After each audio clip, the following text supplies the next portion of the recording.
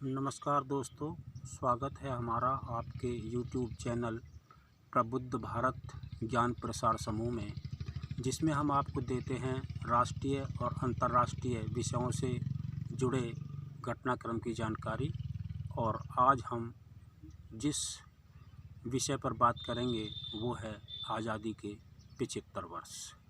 आज़ादी के 75 वर्ष के संबंध में सरकार ने भी एक कार्यक्रम का आयोजन किया है 75 सप्ताह का, जिसका समय 12 अगस्त 2021 को शुरू हुआ और 15 अगस्त 2023 तक ये 75 सप्ताह का कार्यक्रम चल रहा है, जिसमें विशेष आयोजन हो रहे हैं। तो हम भी 1950 के दशक से लेकर 2020 के दशक तक हमने तथ्य और आंकड़ों में क्या सफ़र तय किया, इस पर बात करेंगे। हालांकि तथ्य और आंकड़ों के जो विषय होते हैं वो थोड़े रूखे होते हैं, लेकिन इन्हें रुचिकर भाषा में आपके लिए प्रस्तुत करना हमारी जिम्मेवारी है। तो आइए बात करते हैं कि वर्ष 1951 से लेकर 2020 तक देश ने कौन से नीतिगत परिवर्तन किए। तो इस संबंध में हम आपको बताना चाहेंगे कि 3 बड़े परिवर्तन नीतिगत हुए हैं, जो कि आपको स्मरण करने चाहिए। तथ्य और आंकड़ों के जो विषय होते हैं ये लिखित परीक्षाओं में, ख़ास तौर से जैसे कि निबंध है या सामान्य अध्ययन के पेपर्स हैं, उनमें ये काम देते हैं। और इसके अलावा आपके जो ऑप्शनल सब्जेक्ट वगैरह के पेपर होते हैं उनमें भी ये महत्वपूर्ण हो सकते हैं। तो आप इन पर ध्यान करें। तो इन विषयों को हम थोड़ा रुचिकर बनाकर आपके सामने पेश करेंगे। तो हम बात कर रहे थे कि 1951 से लेकर 2020 की अवधि तक हमने जो परिवर्तन किए हैं, देश में जो परिवर्तन हुए हैं, उनसे देश एक अलग मार्ग पर चल रहा है। तो इनमें पहला परिवर्तन है वर्ष 1991 में आर्थिक उदारीकरण के मार्ग को अपनाना। 1991 से पहले देश समाजवादी अर्थव्यवस्था का पक्षधर था, लेकिन 1991 के बाद देश उदारीकरण के मार्ग पर चल पड़ा। और इसमें 3 बड़ी बातों, लिबरलाइजेशन, प्राइवेटाइजेशन और ग्लोबलाइजेशन पर बल दिया जा रहा है। तो इसके संबंध में हम एक पहले भी अपनी वीडियो अपलोड कर चुके हैं, आप उसको देख लें। क्योंकि 1991 के बाद में एक बड़ा परिवर्तन, आर्थिक और सामाजिक परिवर्तन देश में देखने को मिल रहा है। सरकारी क्षेत्रों का जो सीमा विस्तार है वो संकुचित हो रहा है, रोज़गार के मार्ग निजी क्षेत्रों में ज़्यादा खुल रहे हैं। और अब प्रयास होगा ये कि देश में जो रोज़गार पैदा करने की दर है वो किसी निजी या सरकारी संस्था के अधीन न होकर व्यक्ति खुद अपना स्टार्टअप चलाकर ये प्रयास करे कि वो रोज़गार दूसरों को भी दे। तो ये एक पहला परिवर्तन था 1991 में, आर्थिक उदारीकरण। इसके व्यापक प्रभाव भविष्य में भी आते रहेंगे, आप उनको देखते रहें, आर्थिक सामाजिक परिवर्तन।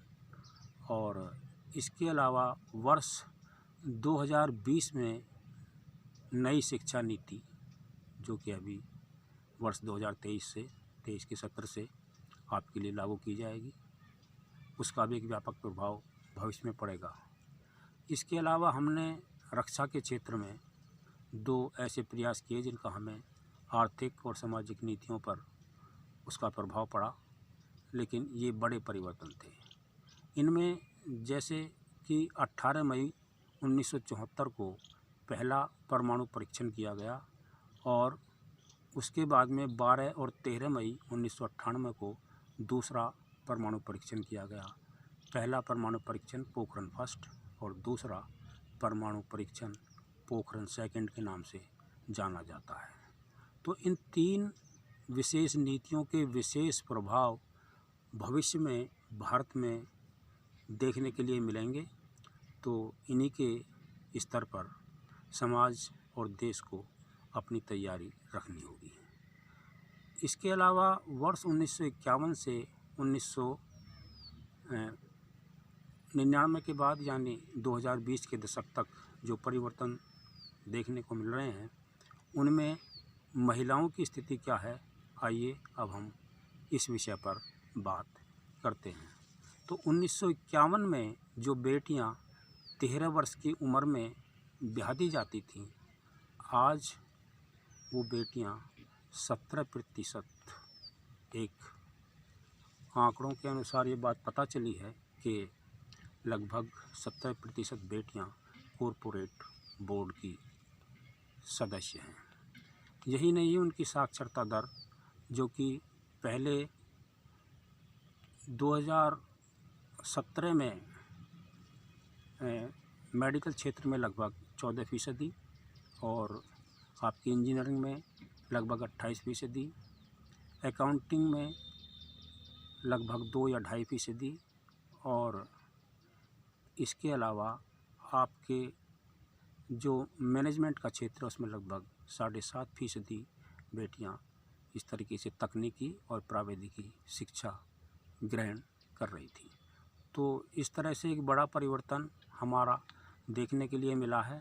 पहले जो बेटियां जिनकी शादी की औसत उम्र लगभग 15.5 वर्ष थी, अब वो बढ़ कर के लगभग 22.5 वर्ष हो गई है। तो इस तरीके से एक बड़ा परिवर्तन हमने किया है। और जो पहले उनकी साक्षरता दर काफ़ी कम थी, अब 2020 के, बल्कि NSSO ने जो 2017 में आंकड़े प्रस्तुत किए हैं, उनके अनुसार उनकी साक्षरता दर लगभग 70% हो चुकी है। तो इस तरीके से हम सबसे महत्वपूर्ण जो कदम है, उसमें जो सबसे कमज़ोर वर्ग है उसकी प्रगति के लिए क्या कदम उठाए गए और उनके क्या परिणाम सामने आए, ये बड़ा महत्वपूर्ण है। महिलाओं की स्थिति आज भी हर समाज में जेंडर फ्रैक्शन का शिकार है, लेकिन धीरे धीरे इसमें परिवर्तन हो रहे हैं। और जितना महिलाएं शिक्षित होंगी उतना ही देश भी सशक्त होगा। तो हमने ये जानकारी दी आपको। इसी संबंध में जो कुछ और 1951 से वर्ष 2020 तक हमने सफ़र तय किए हैं, जैसे बुनियादी ढांचे में हमने क्या प्रोग्रेस की, शिक्षा नीति में हमने क्या प्रोग्रेस की, स्वास्थ्य में हमने क्या प्रोग्रेस की, ये सारी वीडियो हम आपको भविष्य में पेश करते रहेंगे। आप देखते रहें, लाइक करते रहें और सब्सक्राइब करते रहें। धन्यवाद।